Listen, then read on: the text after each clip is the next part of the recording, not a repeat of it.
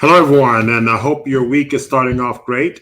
This is the time of year that people are working out and getting in shape. It's pretty much toward the tail end of the summer, but people are still working out and the like. And so we want to give you some information about hydrating while working out. So this nutritional tip we pulled back from our files. I think you're going to find this very useful. So sit back and enjoy.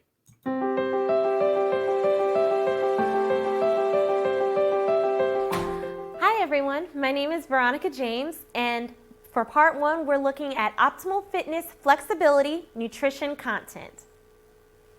So our action of the week, which are just simple tips to help you out when it comes to grocery shopping and changing up your diet regimen, is making sure that if you're working on being flexible, is to remain hydrated while exercising. It is very important because in many cases when you're exercising, you're losing a large amount of sodium, potassium, and vitamins and minerals.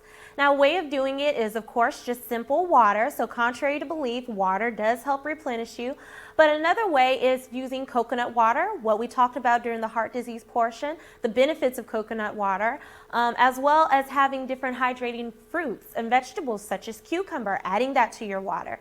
This will help replenish you in your system.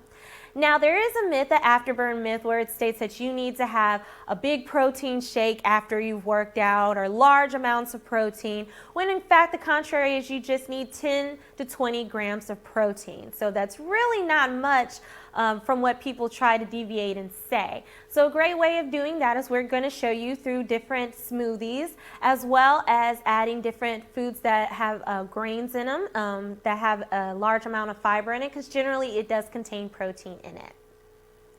So foods to avoid, we're looking at avoiding sports drinks. Now the reason we're saying avoid sports drinks completely is that it's very high in sugar content as well as a lot of sodium. And many flavored beverages have more things in it, including coloring as well as different vegetable oils in it as well. So you want to make sure that you omit that completely. Also, even though you do lose a large amount of sodium, and a lot of the sports drinks try to compensate for that, it's really, unless you're doing really rigorous workout like you're an athlete, like a football player, is really the only time that you need those specific higher amounts of sodium in your regimen. But if you're just working out or doing a run, you definitely don't need that in your system. So instead, we're going to talk about the substitutes, our pre and post workout smoothie. Marissa does a great job in the food demo of talking about different ways of incorporating a smoothie in your regimen after working out. So be sure to look at hers and see what you can do to help. Now, nutritional benefits we're going to talk about is blackberries, and blackberries is very good and aids as far as with helping you out with flexibility. Now, blackberries is food level 1, so you're able to consume this as often as you'd like, and it contains phytochemicals, which aids in cancer aging and inflammation, so you want to make sure you consume that. Also, it contains specific compounds that aids in protecting your cardiovascular system. So my suggestion is when you're having a glass of water is to add different blackberries or cucumbers in there. That way you can still remain hydrated and reap the nutritional benefits from it. Also, looking at the benefits of cherries. Now, cherries are pretty yummy and they're food level 1, so you can still incorporate this as often as you like because they're pretty low in the glycemic index. There are several different types of cherries, including bean, morello, sours, and tarts. You also want to avoid the cherries that are called maraschinos. Now, those can be found in different sundaes or drinks, etc., but they're also very unhealthy because they've been sitting in syrup and a lot of sugar in it, and they're not the best cherry to pick. So you want to just eliminate that completely from your diet regimen. Also, cherries itself contain a good amount of fiber in it, surprisingly, as well as vitamin C. And studies have shown that the antioxidants in cherries have been known to help ward off free radicals, specifically when you're exercising or working out. So try to add a little bit of cherries in your regimen if you're regularly working out to help your body. So recap time, we looked at staying hydrated, different ways to do so. We looked at the foods to avoid, which is specifically sports drinks, and the nutritional benefits of blackberries and cherries. Thanks, see you next time.